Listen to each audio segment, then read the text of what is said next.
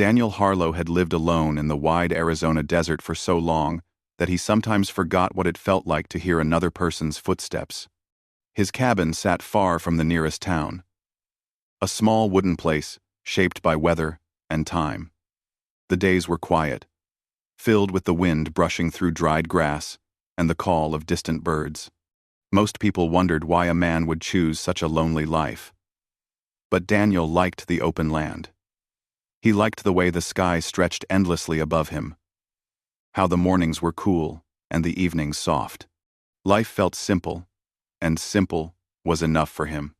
Daniel had once owned a good number of cattle, but a long winter storm years ago changed everything.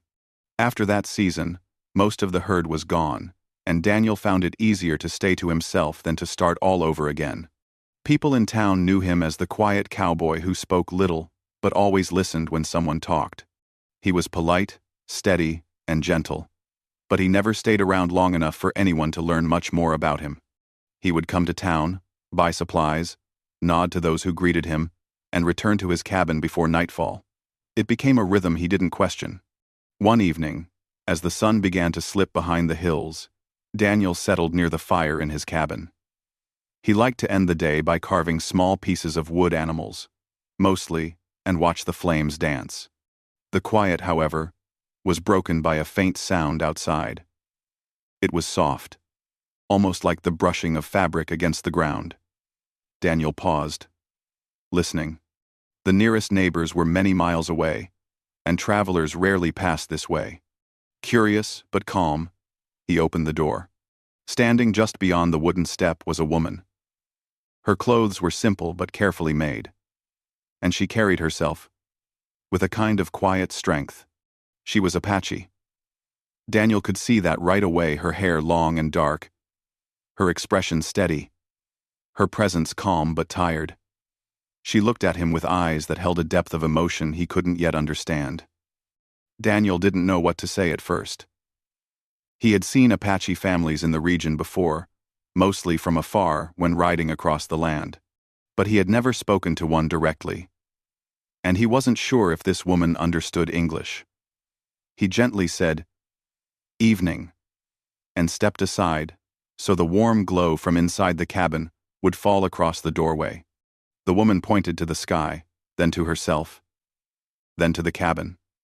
Her movements were slow, careful.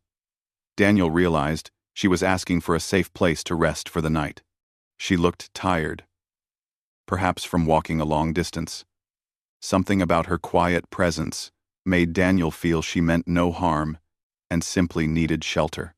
He nodded once and stepped back to give her space.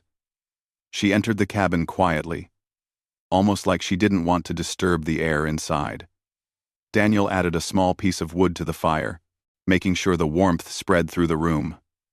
The woman sat on the floor near the hearth, her hands gently wrapped around her knees.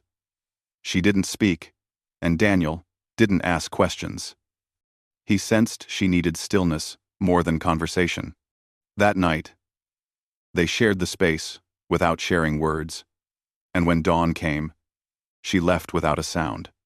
Daniel watched her walk into the distance until she blended with the rising sun. He wondered if he would ever see her again. But that very night, just as the day settled, Daniel heard the same soft steps. When he opened the door, she was there again, calm, quiet, almost like a shadow shaped by the desert. This time she held something in her hands, wrapped in cloth. She set it gently on Daniel's table. Inside were desert herbs and dried berries, likely gathered from the land. A gift, he realized. A thank you. And so began the silent rhythm that neither of them planned. Every night, she returned. Sometimes, she brought a small offering, a few herbs, a seed pouch, a carved stone. Other nights she brought nothing but her presence, which felt peaceful and steady. She would sit by the fire, sometimes closing her eyes, sometimes watching the flames with a thoughtful expression. Daniel would continue his usual tasks, carving wood, mending tools, reading old books, but he found himself more aware of the quiet between them. He learned her name through the simplest exchange. One night, She touched her chest lightly and said, "Tazi." Then, she pointed gently at him. He answered, "Daniel." She repeated his name softly, the sound warm and careful on her tongue. Taji did not speak English well, but she understood enough to respond with nods or small hand motions. Daniel didn't push for stories, secrets, or reasons.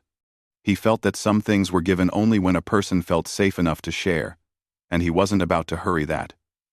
Instead, he let each night unfold naturally. Sometimes Taji would help him sort dried beans or fold blankets. Other times, she simply rested with her eyes half closed, as though the cabin offered her a rare kind of peace. Daniel found that he enjoyed her company more than he expected. He had lived alone for so long that even a quiet presence felt like a gentle break in the silence that shaped his days. Still, the world around them had its own opinions. Daniel often rode into town once a week for supplies, and one morning he noticed two ranchers whispering near the general store. Their eyes followed him more closely than usual. He didn't pay much attention at first, but after picking up flour, coffee, and salt, he overheard part of a conversation. Someone had found footprints near Daniel's land, Apache footprints, they said. The ranchers didn't sound angry, just curious and cautious. The region had a long history of misunderstandings between settlers and Apache families, and while things had been peaceful for a while, people still carried old worries in their minds. Daniel felt the tension rising, but didn't say anything. He simply bought his things, nodded politely, and returned to his cabin. That night, Taji arrived as usual. She noticed Daniel was quieter than before, and her expression softened in gentle concern. Daniel smiled at her, letting her know everything was fine, because in truth, her presence brought him more calm than worry. Still, he wondered if people would start asking questions he didn't feel ready to answer. Days turned into weeks, and the nightly visits became a part of Daniel's life in a way he hadn't imagined. Every time the sun dipped behind the hills, he found himself listening for the light steps outside. He never knew exactly when she would appear, only that she did like part of the desert's heartbeat. One evening, Taji arrived earlier than usual.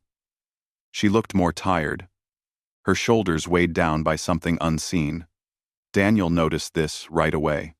He offered her a warm cup of herbal tea, and she accepted with a grateful nod.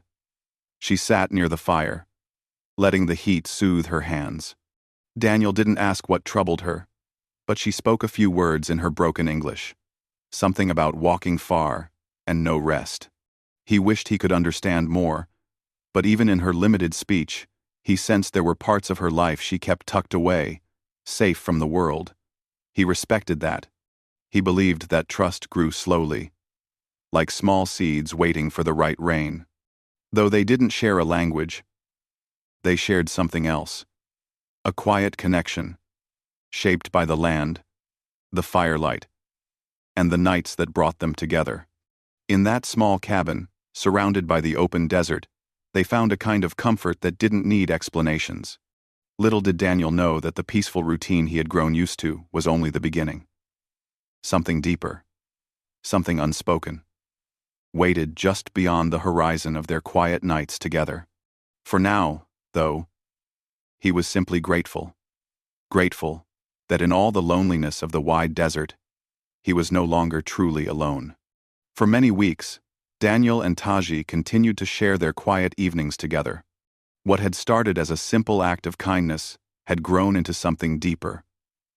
A wordless friendship built from trust, small gestures, and the calm they found in each other's presence.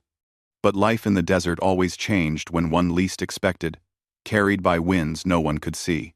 One night, Taji arrived, looking more troubled than Daniel had ever seen her. Her steps were slow, and she paused at the doorway, as if unsure whether she should come inside. Daniel gently motioned her in, offering the warm comfort of the fire. She entered, but she held her hands close to her chest, her eyes lowered with worry. Daniel sensed that something important something difficult was on her mind. He waited patiently, giving her space to speak at her own pace. After a long moment, she looked up and tried to express herself in the simple English she knew. Her words came slowly, like stones carefully placed in a line. She told him that some people from her own community believed she should return to live with relatives. They felt she needed to be closer to family after losing her husband, and they worried about her living in the open desert by herself. They did not know she visited Daniel's cabin every night, and she feared they might misunderstand if they found out. She explained that she came to Daniel's place because it felt calm and safe. But now, she felt her time of visiting him might be drawing to an end. Daniel felt a soft ache inside his chest, something he hadn't felt in many years. He didn't want to lose the quiet companionship that had become part of his daily life. But he also understood that Taji had her own world, her own responsibilities, her own people. He didn't want to cause trouble or keep her from something important. He spoke gently to her, reassuring her that she should do whatever felt right for her future. He said she didn't owe him anything, that her visits had been a gift he never expected. Taji listened quietly, her eyes reflecting a mix of gratitude and sadness. The next morning, Daniel found himself thinking of her long after she had left. He watched the sun rise slowly over the desert hills, painting the sky with soft colors, and he wondered what choice she would make. He tried not to hope too strongly for one answer or the other, but deep down, he felt a fear that her nightly visits might soon become just a memory. That evening passed without Taji arriving. Daniel told himself she might simply be tired or visiting her relatives. But when the second night passed the same way, the cabin felt unusually quiet. The fire crackled as always, but the silence between the flames felt heavier. Daniel realized how much warmth her presence had brought, even when they shared no words at all. On the third evening, Daniel stepped outside before sunset. The desert breeze brushed against him, carrying the scent of dry earth and fading daylight. He listened for footsteps, for the gentle rustle of her clothes, for anything that would tell him she was near. But the land remained still. Just when he was about to return inside, he heard a familiar sound. Soft steps, hesitant but clear. He turned toward the path that led from the hills. And there she was, Taji, moving slowly, her expression thoughtful. Daniel felt a quiet relief wash over him, though he kept his reaction gentle. She approached the cabin with a look that told him she had made a difficult decision. When she entered, she sat closer to him than usual, as if wanting to make this moment last. She held something in her hands, wrapped in a small cloth. She spoke carefully, trying to choose the right words. She told Daniel that she would soon be traveling to join her relatives in another region where she could live safely among family. They had sent word for her, offering support and a place to stay. They wanted her to begin a new chapter of her life and heal from what she had lost. Daniel nodded, understanding even though the thought of her leaving brought a deep sadness. He felt no anger, no disappointment, only a quiet acceptance.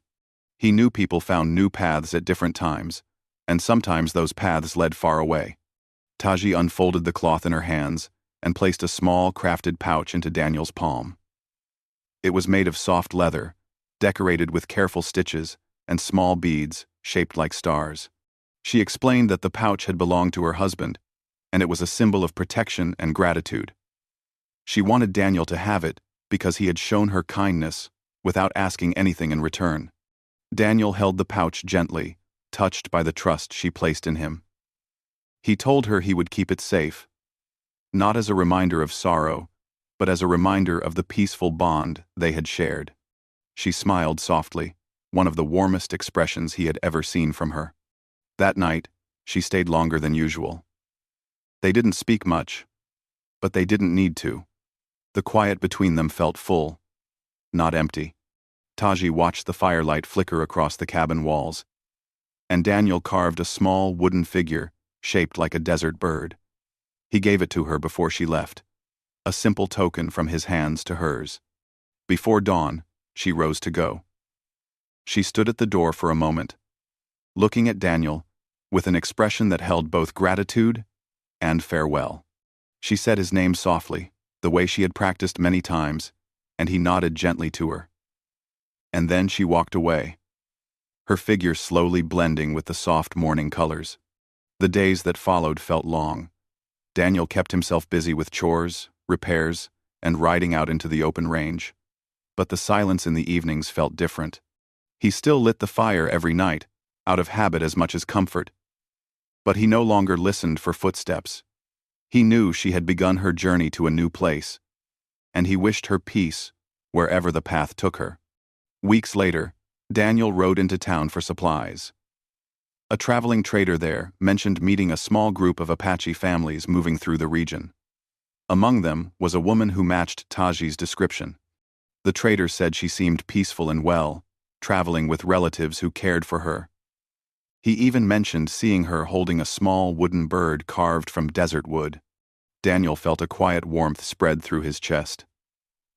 He thanked the trader and returned to his cabin with a gentle sense of comfort. Taji was safe, surrounded by family, beginning a new future. That knowledge made the desert feel a little less lonely. Back at his cabin, Daniel placed the leather pouch she had gifted him on the mantel above the fireplace. It became a part of his home, not as a reminder of loss, but as a symbol of trust, connection, and the unexpected ways people's paths could cross. And though Taji never returned in person, her presence remained in the quiet moments, the soft glow of the fire, the gentle desert wind, the calm evenings that reminded Daniel of how one unexpected friendship had brought warmth into a life that once felt empty.